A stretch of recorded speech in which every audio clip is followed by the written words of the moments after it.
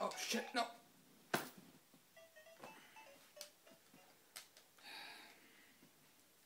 The Game Boy was brilliant, but they messed up on one thing, as well as the rest of the franchise of the Game Boys, till they brought on the Nintendo SP, the Game Boy SP.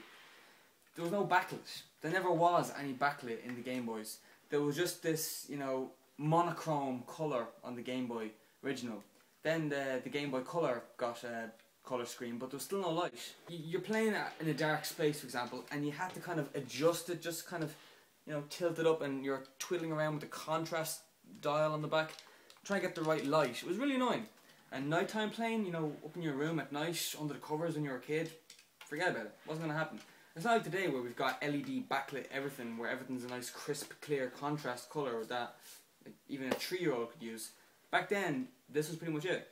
So, of course, there was some peripherals made for this kind of thing, one of which was licensed by Nintendo, but made by a third party, was the Light Boy. And pretty much what it was just a little dongle that you hang from your Game Boy, like so. I put the game in first, and it just kind of snaps on like so. Now, at a glance, it looks hideous. We know this. But it actually works surprisingly well. I'll dim the lights so you can see. That was pretty much what it would look like, and the screen at the top was a magnifier, so it would blow up the image a bit. I'll turn it on so you can get a glance at it. It looks alright. Like, you know, playing it at night time, it worked a treat, it worked fine. But even still, it wasn't exactly perfect. I mean, like, you can see it no problem, but it's still not crystal clear. If the lights were a bit brighter and if there was more of them, maybe that would have been better. So, still people were hunting for a way to be able to play their games in nice crystal clear imagery without buying peripherals or, you know, coming up with some DIY ways of strapping a light to this thing.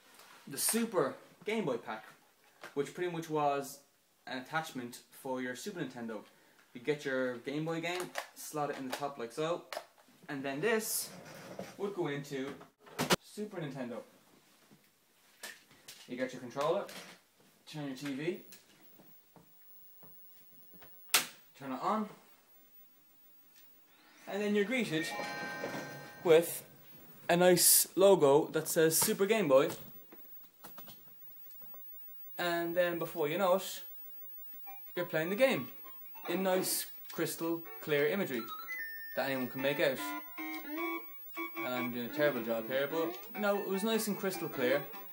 The only downside about this was you would have to own a Super Nintendo, and it kind of took away the whole point of portable. I mean, you couldn't exactly carry this around with you, could you?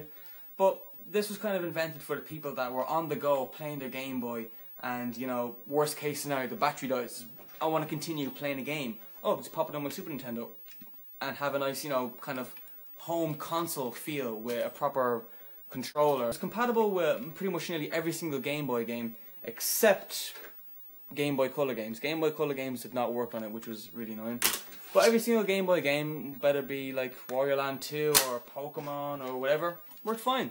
And they had a nice, like, this wasn't exactly perfect colour. It was still monochrome, but it was just crystal clear. You could easily make it out. And there was a setting where you could go in and change all the colours if you wanted. Like, say if I wanted, you know, I want this one, or this one, or this one, or this one, or this one, or this one. It was pointless, but, you know, for people that had different sights and different, you know, ways of looking at their game, I just have the green. The green works best for me, don't know why. It worked fine. And in my next video, I'm going to go ahead and open up a Super Game Pack and just see what exactly it looks like.